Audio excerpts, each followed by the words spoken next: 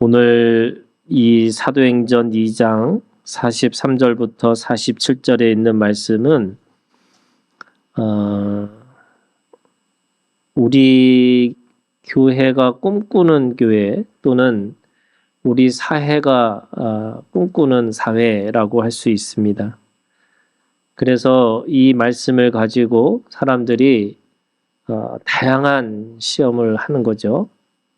이 초대교회에 가지고 있는 이 공동체, 이 초대교회의 이 공동체로 다시 회복되고 그렇게 살아갔으면 좋겠다라고 생각을 해서 많은 사람들이 그거를 시험하고 또 시도를 해보았지만 사실은 이게 쉽지 않은 것을 우리가 너무나 잘 알고 있죠. 이거를 정치적인 이데올로기로 그거를 하려고 했던 사람들은 제도가 바뀌면 어떤 권력이 바뀌면 이게 가능할까라고 생각했는데 거의 한 200년의 역사 속에서 그것이 도저히 될 수 없다라고 하는 게 결론이었습니다. 또 어떤 사람들은 이 종교적인 그런 열정을 가지고 이런 공동체를 만들 수 있지 않을까라고 생각을 해서 사람들이 그런 열정을 가지면서 해보려고 했지만 결국에는 교주만 배부르게 된 거고 또 교회가 이단으로 빠지는 경우들이 너무나 많은 것을 우리가 볼 수가 있습니다. 그러면 도대체 이 말씀이 우리한테 그냥 한 2000년 전에 갑자기 나타난 어떤 모습일까? 도저히 우리는 따라갈 수 없는, 그래서 우리가 늘 초대교회로 돌아가자라고 하는 이 구호처럼 도저히 이룰 수 없는 어떤 사건 또는 어떤 현상이라고 이야기하는 것이 아닌가 이렇게 되는 거죠. 근데 여러분, 오늘 이 말씀은 오늘 우리 가운데 이 사도행전에서 일어난 역사의 사건들은요, 예수님으로부터 시작해서 12 제자가 있었고 120명의 성령의 역사를 경험한 사람이 있었고 500명의 그 부활을 경험한 사람들이 있었어요. 그리고 오늘 이 베드로를 통해서 3000명이 한꺼번에 회개하고 돌아오는, 그래서 새로운 교회의 시작을 알리는 그런 역사들이 일어나는 사건들입니다. 그런 의미에서 왜 이런 사건들을 그때그때마다 하나님이 이것을 보여주셨고 기록했을까라고 생각해 보면 그렇게 하지 않았으면 아마도 그죠? 그 2000년 전에 예수님의 이야기는 그냥 한낱 그냥 이야기처럼 끝났을 거고 또 여전히 많은 사람들이 하나님의 나라가 도대체 뭘까라고 했을 때 그냥 우리가 요한계시록에 있는 것처럼 어떤 환상과 어떤 신화와 또는 상징처럼 보여지는 그런 역사들로 생각할 수밖에 없는 것들인데 이 사도행전을 통해서 적어도 하나님의 나라는 이런 것이라는 것들을 맛을 볼 수 있도록 보여주신 거죠. 저는 이 43절부터 47절까지가 초대교회의 모습이면서 동시에 우리가 늘 마음속으로부터 그렇게 지켜내는 그런 걸 지향하는 그런 교회로서의 모습을 가지고 있어야 되는 것이다. 그렇기 때문에 이 사도행전의 이 역사는 반드시 그렇게 돼야 된다가 아니라 그런 방향을 가지고 살아야 된다라고 하는 것을 우리에게 말씀하고 있는 겁니다. 여러분, 우리 신앙이라는 게 완전히 한꺼번에 이루어지는 게 아니에요. 무슨 말이냐면 예수님이 우리 가운데 오셔서 몸으로 사셨잖아요. 그리고 몸으로 부활하셨어요. 이 몸의 신앙이 오늘 우리가 가지고 있는 신앙의 기준이 되어야 되는 거예요. 그런 의미에서 몸이라는 것은 뭐냐면 여러분 몸이 갑자기 어느 날 갑자기 좋아지는 것도 아니잖아요. 오늘 아침에 우리 장로님이 오셔갖고 본인이 살이 빠졌다는 거를 자랑을 저한테 이렇게 하시더라고요. 배가 들어가셨다고. 근데 그거 하려면 어떻게 됐을까요? 수많은 제가 볼 때는 시간을 많이 사용하셨을 거예요. 그래서 뭐 하시냐 그랬더니 자전거 타신다는 거예요. 저도 어제 너무 몸이 안 좋아서 운동을 가려고 하다가 그것도 힘들어서 그냥 포기를 했거든요. 그게 뭐냐면 자기 몸 자기가 스스로 관리하지 않으면 어느 날 갑자기 몸은 좋아지는 게 아니에요. 좋은 약, 좋은 음식 그거 먹은다고 해서 사실 그게 되지 않죠. 운동해야 되는 거예요. 근데 여러분 운동할 때 어떻게 해야 되느냐? 뭐 어떻게 보면은 죽을 맛으로 운동하셔야 되는 거죠. 땀 흘려야 되는 거잖아요. 시간 내야 되는 거잖아요. 제 마음에 어떤 게 있냐면 좀 더 눕자 이 마음이 있어요. 예, 피곤하니까. 예, 피곤하니까 그 마음이 있기 때문에 어떻게든지 그냥 좀 쉬면 좋겠지. 그러니까 몸은 어떻게 돼요? 더 안 되는 거예요. 근데 여러분 똑같아요. 신앙생활이라는 게 뭐냐? 마음은 다 있어요. 생각은 다 있어요. 근데 문제는 뭐냐면 몸이 안 움직인다는 거예요. 그래서 마음은 원하는데, 그죠? 내 육신이 약하는 거잖아요. 그 육신의 약함을 하나님께서 아시기 때문에 성령이 육신 가운데 오셨다 이렇게 말씀하셨고 그 육신 가운데 오셨기 때문에 어떤 일이 벌어져야 되냐면 연습하는 거예요. 근데 뭘 연습해야 될까요? 여러분 사랑하는 걸 연습하는 거예요. 사랑도 어느 날 갑자기 여러분 확 되어지는 게 아니에요. 조금씩 연습해야지만 그 사랑이 실제가 되는 거지 내가 마음으로 내가 사랑한다라고 하는 것으로 인해서 되어지는 게 아니라는 거예요. 오늘 적어도 이 성령의 역사를 경험하고 그 성령의 역사를 통해서 회개하고 돌아오는 공동체가 지금 43절부터 47절까지의 놀라운 역사들이 일어났어요. 이것이 그들에게는 어느 한순간에 벌어진 사건들처럼 보였지만 그 밑바탕에는 3년 동안의 제자들이 예수님을 통해서 배웠던 것들이 있어요. 물론 그들이 배신하고 배반했다고 하는 그 몸의 연약함 때문에 그런 사건들이 벌어졌지만 그럼에도 불구하고 알게 모르게 배운 것들이 있는 거예요. 예수님이 12제자를 부르실 때 그 부르신 목적 중에 하나가 뭐냐면요. 자기와 함께 있게 하기 위해서. 왜 그러셨을까? 그거는 몸으로 배우는 거라는 거예요. 예수님이 놀라운 지식의 말씀을 했고 놀라운 지혜의 말씀을 깨닫게 했지만 결국 그들이 몸이라는 것을 알지 못하고 어느 순간에 예수님을 배신하고 배반했는데 그 부활하신 예수님을 통하고 또 성령이 자기 몸에 들어오는 것을 경험하고 나니까 그 3년 동안 배웠던 것들이 보고 들은 배운 것들이 이제 자신에게서 체질이 바뀌었다는 걸 알게 된 거예요. 그래서 체질이 바뀌니까 지금 여기에 모든 사람이 그렇다라고 생각하지만 사실 그렇지는 않아요. 어떻게 보면 몇몇 사람의 여러분 모든 공동체는요. 몇몇 사람의 희생이 없으면 절대로 그 공동체는 세워지질 않아요. 에베소서에 있는 말씀에 보면 사도와 선지자의 터 위에 교회가 생기는 거예요. 근데 그 사도와 선지자의 터라는 게 뭐냐면 모든 공동체 안에는 말씀이라는 정신이 있어야 돼요. 그리고 그 사도라고 하는 그래서 어떻게 보면 제 표현이 그거예요, 여러분. 물고 빨고 그리고 견디고 버티고 할 수밖에 없는 그 사도의 몸에 헌신이 없으면 절대로 공동체는 세워질 수가 없어요. 제가 늘 하는 얘기지만 여러분 공동체 깨지는 거 한순간이에요. 그런데 공동체 세우는 건요. 너무나 힘든 거예요. 그래서 우리가 비판하는 거 너무 쉽죠. 뭐가 문제다. 문제 다 있죠. 그러나 그거를 그 문제라고 하는 것만이 아니라 어떻게 하면 더 세울 수 있을까? 저는 그게 더 성숙한 모습이라고 생각하고 공동체라고 하는 것을 어떻게 세워나갈 것인가 했을 때 그 헌신에 누군가의 기도와 헌신과 또 그 내어준과 또 그것에 자신의 것에 완전히 자기 것에 대해서 완전히 자신의 것을 드릴 수밖에 없는 그런 누군가가 있었기 때문에 공동체가 운영이 되고 움직이고 있는 것처럼 오늘 하나님의 나라도 하나님이 하시는 거죠. 그런데 그 하나님이 하시는 거지만 결국 하나님이 어떻게 살기를 원하시냐면 하나님의 나라로 살기를 원하시는 거예요.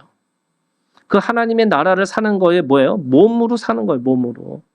그래서 오늘 말씀이 여러분 이 말씀이 모든 사람들이 가지고 있는 이상적인 사회, 이상적인 공동체의 모습이죠. 44절에 이렇게 있어요. 믿는 사람이 다 함께 있어 모든 물건을 서로 통용하고 또 재산과 소유를 팔아 각 사람이 필요를 따라 나눠주며 날마다 마음을 같이하여 성전에 모이기를 힘쓰고 집에서 떡을 떼며 기쁨과 순전한 마음으로 음식을 먹고 하나님을 찬미하며 또 온 백성에게 친송을 받으니 주께서 구원받는 사람을 날마다 더하게 하시니라. 우리 하나교회가 이렇게 되기를 주님의 이름으로 축복합니다. 진짜요. 이런 교회 됐으면 좋겠어요. 그런데 여러분, 우리 몸이 그렇게 연습이 안 돼 있잖아요. 몸의 그 체질이 아직 그렇게 변하지 않았잖아요. 그러면 그것도 우리 수준이에요. 저는 그거 믿어요. 뭐냐면 너무 우리가 수준이 아닌데도 여러 가지 뭘 해야 된다고 생각하면 그거 자체가 믿음의 분량만큼이 아니에요. 우리는 믿음의 분량만큼 하면 돼요. 그러면 우리가 지향해야 되는 이 교회의 모습으로 우리가 가야 된다라고 생각하면 여러분 우리 하나교회가 그런 교회로 하나님 안에서 그렇게 변화되고 그렇게 성장하고 그렇게 해서 하나님의 나라를 우리가 우리 안에서 살아냈으면 좋겠어요. 근데 그것이 과연 가능할까? 그것이 가능할까라고 묻는 모든 사람들에게 오늘 말씀이 기록된 이유예요. 그런 거잖아요, 여러분. 우리가 분명히 될 수 없을 것 같아요. 이런 사회가 우리 가운데 이루어질 수 있을까?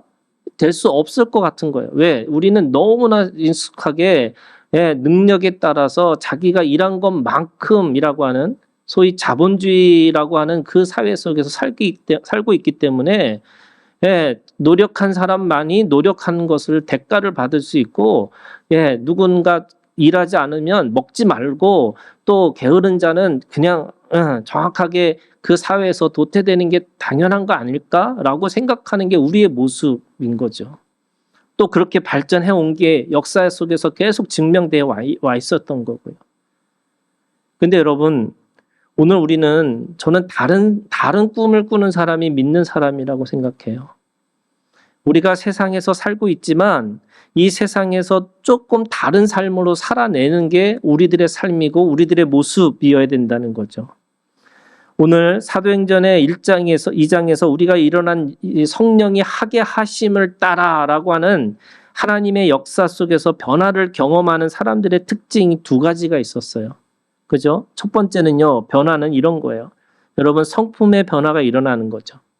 그건 성령의 열매로 사랑과 희락과 화평과 오래 참음과 자비와 양성과 충성과 온유와 절제라고 하는 이 성령의 9가지 열매를 맺어가고 살아가는 거예요. 근데 이거는 사실은 한 가지예요. 성령의 열매들은 이렇게 안 하고 성령의 열매는이라고 하는 단수로 되어 있어요. 그러니까 어떤 때는 사랑으로 나타나고 어떤 때는 희락으로 나타나고 각각의 때에 따라서 시간에 따라서 어떤 상황에 따라서 어떤 경우에 따라서 그것이 나타나는 현상이 다를 뿐이지 이 성령의 열매들이 나타난다는 거예요. 그게 뭐냐면 성령이 하게 하심을 따라서 변화된 내 성품의 변화예요. 그래서 여러분 제가 그랬죠. 착한 사람이 천국 가는 게 아니라 천국 가는 사람이 착한 사람이에요. 하나님의 사람 안에서 착한 사람이 되는 거예요. 될 수밖에 없어요. 아무리 내가 악을 도모하려고 해도 예수 그리스도 안에 있는 사람들은 도저히 악을 도모할 수 없을 만큼 내가 그렇게 할 수 없는 거예요. 여러분 이게 할 수 없다는 걸 여러분 깨달으셔야 되는 거예요. 내가 아무리 나쁜 짓을 하려고 노력해도 안 되는 게 예수 그리스도 안에 있는 삶이에요. 그럼에도 불구하고 여전히 내 몸에 체질이 있는 거예요. 그게 육체의 열매예요. 음행, 더러운 거, 호색, 우상 숭배, 주술, 원수 맺는 거, 분쟁, 시기, 분냄, 당 짓는 거, 분열함, 이단, 투기, 술 취함, 방탕함. 이것이 갈라디아서에 있는 말씀에 육체의 열매들이라고 이야기하는 거예요.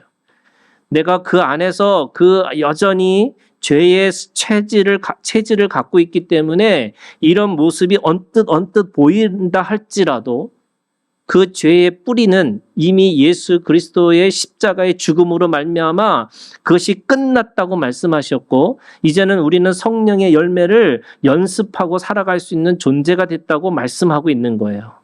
여러분, 이 성령의 열매가 우리 가운데 맺어지기를 주님의 이름으로 축원합니다. 자, 두 번째는요, 이 변화가 공동체의 변화예요. 공동체가 변화가 되는 거예요. 어떻게 변화되느냐? 여러분, 우리가 나라고 하는 존재로만 살아가는 게 아니라 우리가 함께 연결됐다라고 하는 상호 의존의 관계로 변화되는 거예요. 여러분, 이것이 어떤 거냐면요, 자기의 연약함을 철저하게 깨닫는 사람만이 하나님을 만날 수 있잖아요. 근데 그 하나님을 만난 사람이 어떻게 되냐? 가장 독립적인 사람이 되는 거예요. 그리고 그 가장 독립적인 사람만이 옆에 있는 사람하고 함께 살아내야 된다는 걸 알게 되는 거예요. 그게 사실은 쉬운 게 아니에요, 여러분. 사람들은 늘 연결되고 싶어 하지만 늘 뭐냐면 늘 그 속에서 외롭게 살려고 노력하는 거예요. 무슨 말이냐면 꼭 죄를 지으려고 노력하는 사람처럼 살아요. 이것도 이상해요, 여러분. 왜 이상한 거냐면 몸은 분명히 하나님의 나라를 쫓아가는 몸으로 변화됐어요. 그런데 그럼에도 불구하고 여전히 체질상 예전의 모습으로 또 돌아가려고 하는 또 몸의 모습도 있는 거예요. 그래서 그 광야에서 나와가지고 그 노예의 근성을 여전히 가지고 있는 사람들은 원망과 불평하면서 다시 애굽으로 돌아가기를 원해요. 근데 놀라운 건 뭐냐면 돌아갈 수 없다는 거예요. 이거를 전문 용어로 낫장불입이. 여러분, 하나님 믿으면 끝이야. 네. 내가 하나님 안 믿고 다르게 살아보자. 안 돼요. 네. 끝났어요, 여러분.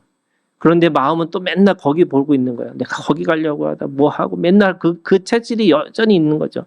그런데 여러분, 그 체질로 변환되는 순간에 여러분 어떤 일이 벌어지냐면 옆에 있는 사람이 보이셔야 돼요. 저는 그게 믿음의 사람들의 변화예요.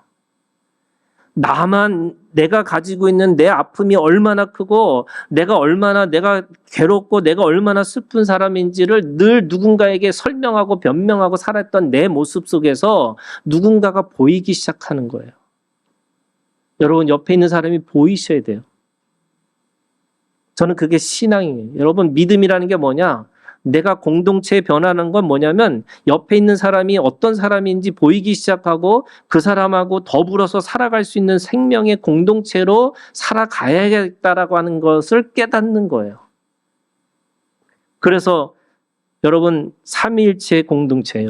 우리가 믿는 하나님은 삼위일체 하나님인데 오늘 우리가 믿는 공동체가 삼위일체 하나님이에요. 삼위일체 하나님이라는 게 뭐냐면요, 나하고 너하고의 관계가 아니라 나하고 너하고의 우리의 관계가 있다는 거예요. 그래서 여러분, 하나님 안에서 우리의 관계를 바라보셔야 돼요. 이게 믿음의 공동체의 변화예요. 제가 우리나라의 지금 이 상황을 바라보면서 제일 안타까운 것 중에 하나가 여러분, 모든 사람들이 적이에요. 제가 옛날에 한참 운동권으로 살 때 저 사람 누구야? 적이야. 이거 끝이야. 한마디야. 누구야? 우리 편이야. 끝이에요. 근데 여러분, 사회가 그런 게 아니잖아요. 우리의 관계가 그런 게 아니잖아요. 원수를 사랑하라는 건 말씀하시는 거예요. 원수를 어떻게 사랑해요? 사랑할 수 없죠. 근데 왜 원수를 사랑하라고 할까요? 여러분, 하나님의 나라는 원수가 아니고 나와 함께 의존하고 살아가는 사람이라는 걸 알게 되는 거예요. 그게 어떻게 보면은 자기 자기 생존이고 영원한 생명이잖아요, 여러분. 우리가 사는 게 생명으로 사는 건데 우리가 영원한 생명, 영생이라고 하는 생명을 가기 위해서 어떻게 해야 되느냐? 여러분 모든 사람하고 내가 연결되어 있다는 걸 깨닫고 살아야 되는 거예요. 그래서 여러분 싫은 사람이 있을 수 있어요. 또 나랑 안 맞는 사람이 있어요. 또 반대할 수 있어요. 그러나 여러분 원수처럼 증오하시면 안 돼요. 혈과 육의 싸움이 아니라는 거예요. 그것을 사로잡고 있는 영적 싸움이라고 한다면 여러분 그 가치와 그 가치를 주장하고 있는 어떤 생각에 대해서 싸우셔야 되는 거지 그 생명과 가지고는 싸우는 것이 아니에요. 여러분 이 믿음이 오늘 우리 가운데 있기를 주님의 이름으로 축원합니다. 교회가 너 누구 편이야 이게 아닌 거죠. 여러분 우리는 진리의 편이고 생명의 편이고 오늘 우리가 하나님의 나라의 편이라고 한다면 여러분 오늘 우리가 주님 안에서 그렇게 살아내는 것이 우리라고 하는 것을 바라보기 시작하는 거예요. 그랬더니 오늘 이 교회 공동체에 4가지 본질의 역사들이 일어났어요. 첫 번째 뭐냐면요. 우리가 읽지는 않았지만 42절에 사도의 가르침을 받아 이렇게 돼 있어요. 43절에 사람마다 두려워하는데 사도들로 말미암아 이렇게 돼 있어요. 그러니까 모든 믿음의 공동체들은 사도의 가르침이 우선시됐다는 거예요. 이게 무슨 말이냐? 그 안에 말씀의 권위가 있어요, 여러분. 거기에 영적 권위가 있었어요. 저는 권위주의와 싸우다가 권위를 잃어버리면 안 된다고 생각해요. 권위라는 게 뭐냐? 여러분 하나님이 부여한 힘이에요. 하나님이 부여한 능력이에요. 그거는 누가 그렇게 된 게 아니고요. 하나님이 그렇게 부여해 주셨다고 믿는 거예요. 이게 권위예요, 여러분. 여러분 이 말씀이 사실 원본이 없어요. 성경 원본이 없어요. 다 사본이에요. 근데 도대체 우리는 왜 이거를 우리의 하나님의 말씀이라고 믿느냐? 적어도 우리의 믿음의 공동체 안에서 이 성경을 통해서 하나님이 말씀하셨고 우리는 이 말씀을 따라서 살아가는 사람이라고 이 말씀의 권위, 성경의 권위를 준 거예요. 하나님이 주셨다고. 그래서 오늘 우리가 하나님 앞에서 이 교회 공동체 안에 어떤 세상, 어떤 생각이 들어온다 할지라도 이 말씀 안에서 다 어떻게 돼요? 다 굴복할 수밖에 없어요. 그래서 우리가 왜 말씀을 읽고 왜 말씀을 우리가 해석하고 왜 말씀을 따라 살아야 되느냐? 여러분 이 말씀의 권위가 있기 때문에 그런 거예요. 만약에 이거를 권위가 없고 그냥 하나의 책으로만 생각하면 여러분 이거를 우리는 그냥 어떤 사람은 이거를 과학책으로 보는 사람이 있고요. 어떤 사람은 경제 논리로 보는 사람들이 있고요. 어떤 사람은 부동산의 논리로 보는 사람들이 있어요. 실제로 이 말씀을. 어떤 사람은 세상을 어떻게 예를 들면 우울증을 이기는 방법 이 성경책에서 그걸 찾아내는 사람들이 있어요. 놀라운 거죠. 그런데 여러분 이 성경은 그런 게 아니고요. 오늘 우리한테 사람이 사람답게 영원한 생명을 살아가는 그 방식에 대해서 말씀하고 있는 거예요.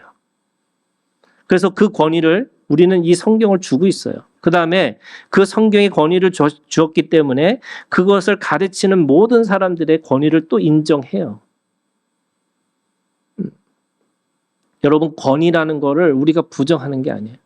그래서 여러분 장로님 누가 주신 거예요? 하나님이 주신 거예요. 마음에 안 드는 장로님 있어요? 그죠? 네. 이거 장로님이라 너무 장로님 까는 것 같은 처럼 보여서 자 목사 마음에 안 드는 사람이 있어요. 그래도 목사예요, 여러분. 그래서 목사로 대우하면서 아니라고 말해 주는 거예요. 이 말이 무슨 말인지 이해하셨으면 좋겠어요. 목사의 말의 권위에 따라 이거는 여러분 목사가 하나님이 아니잖아요. 그 권위는 누가 주셨다고요? 하나님이 주신 거예요. 그러면 하나님이 주신 말씀에 그 권위를 줬기 때문에 하나님의 최종적인 권위자예요. 그러면 그 최종적인 권위자이기 때문에 하나님 앞에서 내가 하나님의 말씀에 어긋난 권위자가 하나님의 말씀에 어긋난 권위자가 있을 수 있잖아요. 그럼 어떻게 돼요? 권위는 인정하되 그걸 따르지 않는 거예요. 왜? 최종적인 권위자는 하나님이시니까. 그래서 오늘 우리가 하나님 앞에서 그 권위를 인정해 주는 거예요. 서로에게. 권사님, 네, 집사님, 또 우리 성도님, 우리가 한 몸, 이게 다 뭐예요? 하나님이 부여한 우리의 관계라고 하는 거예요. 이거의 권위를 인정하셔야 돼요. 이거 안 하면 저 사람이랑 나랑 친하고 내 마음에 들고 안 들고 체질에 맞고 안 맞고 이거 계속 계산하다 보면 여러분 맞을 사람 아무도 없어요.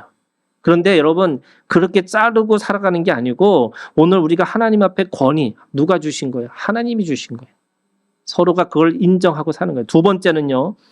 그 44절 45절에 무슨 공동체였냐면 공유 공동체였어요. 모든 물건을 서로 통용했어요. 재산과 소유를 팔아 각 사람의 필요를 따라 나눠줬어요. 그래서 여러분 너무나 잘 알고 있는 것처럼 이 말씀 때문에 칼 막스는 그런 사회를 꿈꾸고 살려고 하다 보니까 폭력을 통해서 반드시 그런 사회를 이뤄야 된다라고 생각했는데 이 실험은 200년의 역사 속에서 이미 아니다라는 게 나타난 거죠. 또 어떤 사람은 그것을 뭔가 신앙의 열정을 통해서 우리도 그렇게 해보자라고 했지만 결국 그것이 되어지지 않았어요. 그럼 오늘 이 말씀을 통해서 뭐라고 하는 거냐면 여러분 이 안에 여러분 자원함이라는 게 있는 거예요. 그래서 신앙에서 가장 중요한 것이 뭐냐면 여러분 자원함이에요. 이 자원함이 빠지면 여러분 어떤 제도를 통해서 어떤 조직을 통해서 어떤 논리를 통해서 사람들한테 그렇게 하라라고 하는 거는 여러분 그렇게 할 수 있어요. 그런데 영원성이 없는 거예요. 자원함이 있어야지만 그것이 영원성이 있는 거예요. 그래서 신앙의 시작은요, 여러분 자원함이에요. 내가 그렇게 하고자 하는 거예요. 성령이 하게 하심을 따라서 내가 그렇게 하겠다는 거예요. 여러분 이렇게 하려고 할 때 여러분 하겠어요? 만약에 이런 마음을 주시면 사탄아 물러가라 이렇게 응? 내 물건이 얼마나 중요한데 내가 얼마가 뭐가 있다고 이것까지 가져가시려고 하시나 뭐 이런 마음이 있겠죠. 여러분 하나님이 이 물질관이라는 게 굉장히 중요해요. 그런데 여러분 하나님이 이 물질관이라는 걸 이걸 깨닫지 못하면 이건 또 뭐 하냐면 사람들한테 강요가 되는 거예요. 자원함에서 그 자원함이 자라면 책임이 돼요. 책임이 돼서 그 책임이 어디까지냐 헌신으로 가는 거예요. 그런데 이단은요. 종교는 헌신부터 시키는 거예요. 오늘 우리가 주님 안에서 내가 자원함이라는 것이 빠지면 근데 자원하는 게 뭘까 여러분? 저는 제일 먼저 중요한 이 자원함이요. 여러분 양심이에요. 그게 국률의 마음이에요. 국률의 마음이 여러분 자원함의 시작이에요. 두 번째는 그 말씀의 복종과 순종의 마음이에요. 성령이 하게 하심을 따라. 그래서 성령이 그렇게 하게 하는 것에 대해서 내가 기꺼이. 그래서 여러분 이런 거예요. 오른손에 하는 일 왼손이 모르게 하라. 이 말씀이 뭐냐면 성령이 하게 하심을 따라 해야지만 그게 내가 한 게 아니라는 거예요. 만약에 내가 그렇게 결심해갖고 내가 참고 내가 해야지 이렇게 한다면 결국 나중에 뭐가 나오냐면 내가 했다고 하는 거예요. 내가 했어요. 내가 얼마나 노력해서 했는데 내가 얼마나 마음을 졸이면서 했는데 라고 하는데 그게 아니고요. 성령이 하게 하심을 따라 하는 거는 내가 하는 게 아닌 거예요. 성령이 하게 하심을 따라서 한 거니까. 그래서 오늘 하나님의 나라는 자원함이라는 양심과 복종과 순종의 마음으로 하는 것. 그렇기 때문에 그 안에 믿음의 분량만큼이라는 것이 있어요. 여러분 이 물질이라는 게 뭐냐? 오늘 우리가 하나님 앞에 물질로 드리는 것도 똑같아요. 헌금, 연보 다 뭐냐면 믿음의 분량만큼 하는 거예요. 근데 그 믿음의 분량이라는 게 돈의 액수가 아니에요, 여러분. 두렙돈이잖아요. 과부의 두렙돈이라는 그 마음이라는 게 도대체 뭘까? 하나님이 주시는 그 마음을 가지고, 긍휼의 마음을 가지고 그 하나님의 말씀에 사랑해라고 하는 그것에 복종하고 순종하는 마음으로 드렸더니 그것이 역사가 되는 거예요. 그래서 오늘 그런 일이 벌어졌어요. 사람들이, 모든 사람이 물건을 서로 통용하고 재산을 팔고 각 사람이 필요를 따라 나눠주었다, 이렇게 얘기합니다. 세 번째는요, 떡을 떼는 성찬 공동체예요. 이게 뭐냐면 여러분, 우리가 가지고 있는 공동체의 시작은 밥상 공동체예요. 저는 교회에 예배 끝나고 밥을 먹어야지 교인이라고 생각해. 밥을 먹는 모임이 교회예요. 밥을 먹어야죠. 그 밥 먹는다는 게 뭐예요, 여러분? 식구예요, 식구. 같이 한 밥상에서 함께 공동체를 이루어가는 거. 요즘에 교회가 이 코로나 이후에 지금 밥 먹는 모임이 교회에서 밥을 하기가 쉽지 않으니까 그냥 예배만 드리고 간대요. 저는 이게 교회 공동체가 흔들리는 것 중에 하나가 그런 거라는 거예요. 그러면 뭐 몇천 명 모이는 교회 어떻게 밥을 먹어요? 그래서 교회는 쪼개져야 되는 거예요. 밥을 어떻게 먹어요, 같이? 밥 먹는 공동체가 돼야 되는 거죠. 성만찬은 주님이 내 안에, 내가 주님 안에 있다는 거를 보여주고요. 옆에 있는 사람이 내 몸의 한 부분이라는 거를 드러내는 게 성만찬이에요. 근데 이 성만찬이 나중에는 어떻게 되냐면 애찬으로 바뀌어요. 그 애찬이 뭐냐면 서로 함께 밥을 먹고 나눌 수 있는 공동체라는 거예요. 네 번째는요, 42절에 그들이 사도의 가르침을 받아 서로 교제하고 떡을 떼며 오로지 기도하기를 힘쓰니라. 이렇게 되어 있어요. 기도하기를 힘쓰는 공동체. 여러분, 기도는 뭐예요? 말씀의 책임질이에요. 말씀을 적용하는 거예요. 말씀을 추적하는 삶이 기도예요. 그러면 오늘 그 네 가지의 표적을 나타나는 이 교회 공동체가 도대체 어떻게 이런 일이 벌어졌을까라고 생각하면 결국 사람이 한 거죠. 하나님의 역사지만 그 하나님의 역사가 오늘 눈으로 보고 귀로 듣고 손으로 만진 바 되어지는 예수 그리스도가 우리 가운데 오셨다는 말은 말씀이 오늘 우리 가운데 나를 통해서 실제로 경험되어지는 사건으로 만드셔야 돼요. 그것이 오늘 세 종류의 사람들이 나타나요. 오늘 말씀에 보면은 첫 번째가 43절, 사람마다 두려워하는데, 이렇게 돼요. 일반적인 사람들은 뭐예요? 어떤 사건을 바라볼 때마다 이 사건을 보면 두려워하고 있어요. 왜 두려워하느냐? 이런 거죠. 어떻게 이런 일이 벌어질까라고 생각하니까 자신의 일상의 삶, 일반적인 사람들하고 비교해 보니까 이거는 또 다른 삶이니까 두려움이 먼저 오는 거예요. 두 번째 사람들이 있어요. 두 번째 사람들은 뭐냐면 47절에 온 백성에게 친송을 받으니 라고 하는 백성들이 있어요. 이 백성들은 누구냐? 친송하는 사람이에요. 칭찬하는 사람이에요. 그러니까 우리가 어떤 것을 바라볼 때, 야, 잘하고 있어. 참 잘하고 있네. 이렇게 얘기할 수 있는 사람들이에요. 근데 이 사람들은 누구예요, 여러분? 구경꾼이에요. 그러니까 두려워하는 사람이 있고 칭찬하는 사람이 있어요. 저는 오늘 말씀이 뭐냐면 44절에 이렇게 얘기하는 거예요. 믿는 사람이. 여러분, 오늘 우리도 믿는 사람이 되기를 주님의 이름으로 축원합니다. 이게 지금 오늘 그 말씀하는 거예요.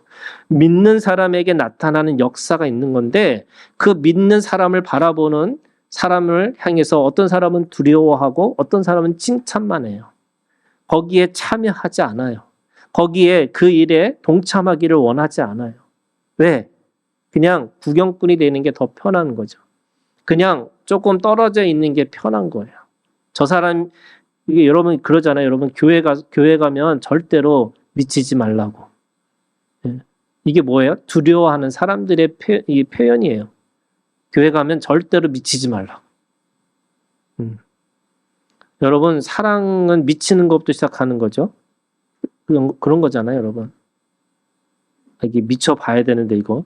이게 미치는 게 여러분 신앙도 마찬가지. 여러분 하나님의 사랑이 한번 미쳐봐야지 이게 얼마나 크고 놀라운 사랑이 있는지를 알게 되는 거고, 여러분 서로 간의 관계 안에서도 서로가 한번 최선을 다해서 한번 서로 섬겨주고 해봐야지, 미쳐봐야지 그게 진짜 역사가 일어나는 거잖아요. 그러면 오늘 이 믿음의 사람들이 누구냐? 호세아 12장 1절부터 6절에 있는 말씀에 지금 호세아가 그 얘기를 하고 있어요. 이 믿는 사람이라는 게 누구냐?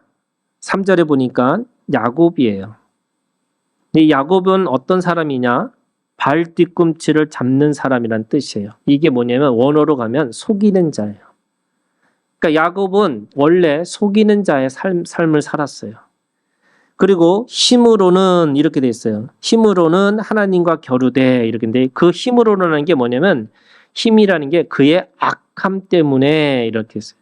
그러니까 그의 악함으로 하나님과 겨루는 사람, 대적자가 됐어요. 그런 야곱이 4절에 이스라엘이 된 거예요. 그러면 믿는 사람이라는 게 어떤 거냐면 야곱 같은 사람이 하나님의 사람, 믿는 사람이 됐다는 건데, 이 4절에 있는 말씀에 이스라엘이 어떤 사람이냐? 천사에게 울음과 간구로 이겼던 사람. 오늘 말씀에 보면 천사와 겨루어 이기고 울며 그에게 간구하였으며 이렇게 돼 있잖아요. 그런데 오늘 우리나라 말은 이기고가 먼저 있지만 사실은 울며 간구하고 이겼다는 뜻이에요. 그러니까 어떻게 이기냐? 우리가 천사를 울며 간구로 이긴다는 거예요. 이게 뭐냐면 상한 마음과 애통한 마음을 가지고 야곱에서 이스라엘이 됐다는 거예요. 두 번째는 베델이 됐어요. 하나님은 베델에서 그를 만나셨고, 베델 하나님의 집이죠. 창세기에 있는 말씀에 보면 이 베델은 루스예요. 루스라는 게 뭐냐면 길을 잘못 들었다는 뜻이 있어요. 그러면 길을 잘못 들었던 인생에서 베델이라고 하는 하나님의 집으로 인도받은 사람이 야곱에서 이스라엘이 된 사람이에요. 세 번째는 하나님을 만나고 말씀하시는 하나님을 통해서 말씀을 들은 자예요. 하나님을 만난 사람, 그 당시에는 신을 만나면 죽음과 같은 거예요. 그런데 하나님이 만나셨어요. 또 그에게 말씀하셨어요. 무슨 말씀하셨냐? 그에게 약속하셨죠. 하나님의 나라와 하나님의 것들에 대해서 이야기하셨고 약속하셨어요. 자, 그러면 이스라엘은 뭐냐면요, 이런 거예요. 애통하고 통회하는 마음을 가지고 또 루스 같은 자기의 길을 잘못 들었던 그 인간이 또 도저히 하나님을 만날 수 없던 사람이 하나님을 만나서 이제는 이스라엘이라고 하는, 이스라엘이라는 뜻이 뭐냐면 하나님과 겨뤄서 이긴 사람이란 뜻이에요. 근데 하나님을 이겼다고 하는 게 사람이 이긴 것처럼 보이지만 사실은 하나님이 져주신 거죠. 그러니까 오늘 믿는 사람이라는 뜻의 의미가 뭐냐면 여러분 이런 거예요. 왜 이 사람들이 왜 이렇게 서로 물건을 통용하고 왜 이렇게 살았을까라고 생각해 보면, 이 사람들은 야곱같이 살았다가 야곱 같은 자신의 몸의 체질이었다가 성령이 하게 하심을 따라서 이스라엘이라는 것을 깨닫는 순간에 세 가지가 변화됐어요. 첫 번째가 땅에 속한 사람이 아니고 자신이 하늘에 속한 사람이라는 걸 알게 되는 거예요. 여러분, 누가 과연 자기 물건을, 자기 거를 다른 사람을 위해서 내어줄 수 있을까요? 고린도전서에 있는 13장에 있는 말씀에 보면 사랑이 없으면 어떤 것을 하더라도, 어떤 대단한 구제를 해도 그것은 다 아무것도 아니라고 얘기한 거예요. 이게 무슨 말일까? 그렇게 하는 사람이 설령 있다 할지라도 그게 다 어디서부터 온 거냐면 자신의 명예와 자신의 이익과 자신의 뭔가 가지고 있는 어떤 자기 사랑으로부터 온 것이기 때문에 그렇다는 거예요. 오늘 하나님으로부터 내가 받은 야곱에서 이스라엘이 된 이 경험을 해본 사람은 결국에는 이 땅에 사람이 살아가는 인생이 아니고 누군가의 발목 잡는 인생이 아니고 내가 하나님을 향해서 살아가는 사람이구나 라고 하는 하늘에 속한 사람이라는 걸 깨닫는 순간에 두 번째요. 하늘의 언어를 배우기 시작하는 거예요. 하늘의 생활 양식을 알게 되는 거예요. 하늘의 가치관을 가지고 살게 되는 거예요. 여러분, 하늘의 언어가 하늘의 생활 양식이 하늘의 가치관이 오늘 그렇게 어떤 이 초대교회에서는 그런 역사로 드러났다는 거예요. 그러면 오늘 우리 가운데도 똑같이 하늘의 언어와 하늘의 생활 양식과 하늘의 가치관으로 우리가 살아가는 그래서 하늘에 속한 사람으로 하늘의 것들을 말하고 살아가는 사람들이 되어져야 되는 거죠.